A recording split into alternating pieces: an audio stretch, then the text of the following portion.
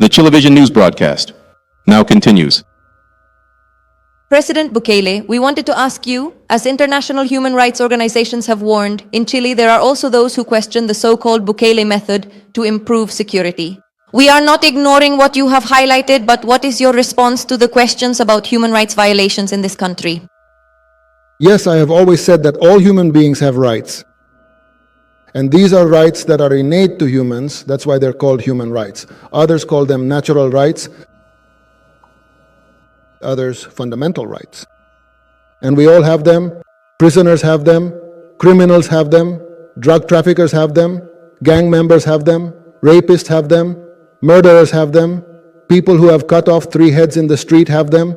Those who have planted bombs in places where there are children have them. Do those who have committed massacres have them? They have them. They have human rights. There are people who say they don't. I believe they do have them. It disgusts me, but I accept it. They have them.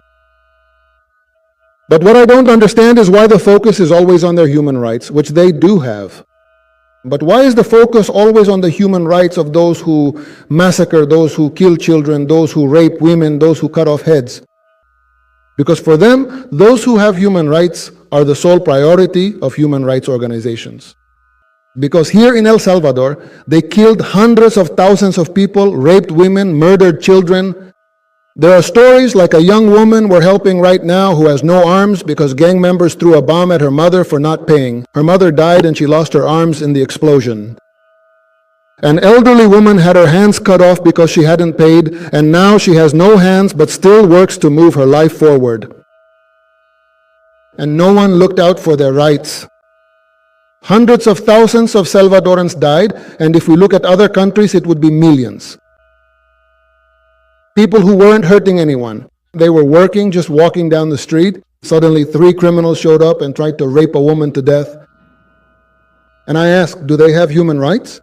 Yes, they do. But what about the woman who was raped and murdered by those 3 people? She doesn't. No human rights organization. I say to them, look, you should stop raping, you should stop killing, we are going to intervene, or we are going to spend the billions of dollars we are given to operate, to try to prevent this from happening. No, while that's happening, the human rights organizations stay silent. They don't say anything then.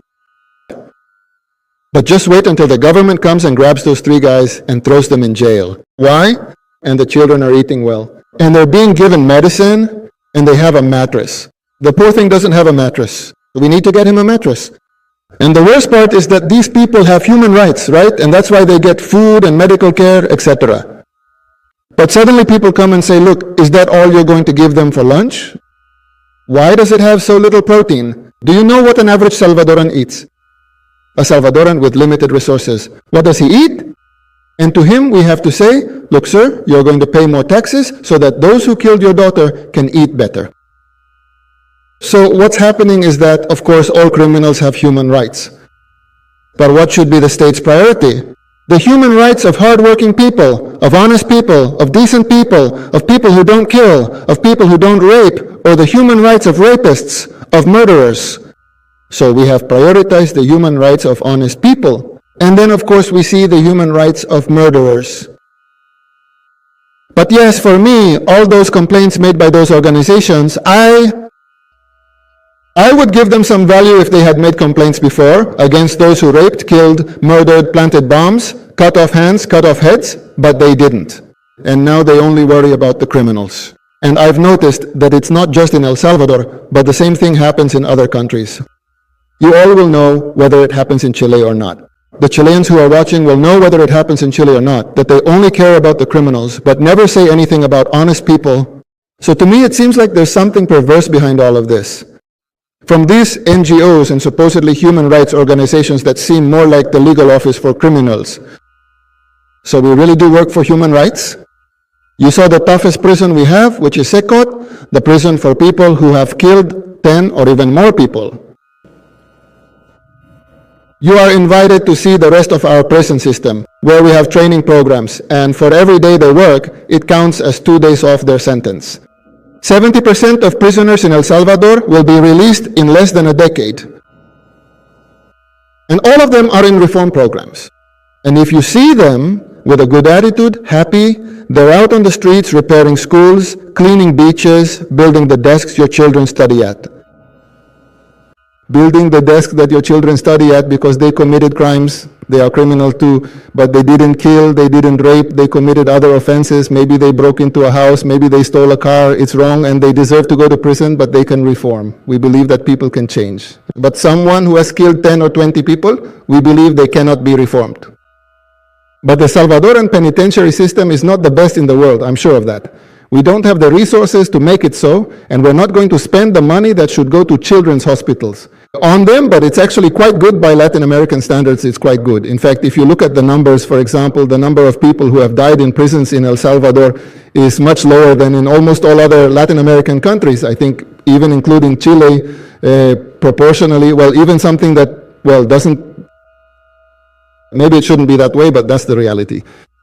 The percentage of prisoners in El Salvador who die is lower than the percentage of free people who die from natural causes. Why is that happening? I don't know. I think it's because there's more rigor in medical checkups inside prison than outside. People outside sometimes don't go to the doctor, they don't get checked. But the reality is that El Salvador's prison system, which is far from perfect, is one of the best in Latin America. Additionally, it's guaranteed that no crimes are ordered from there. There's no cell signal. You went there today, many of you went, you saw there's no signal. It's impossible.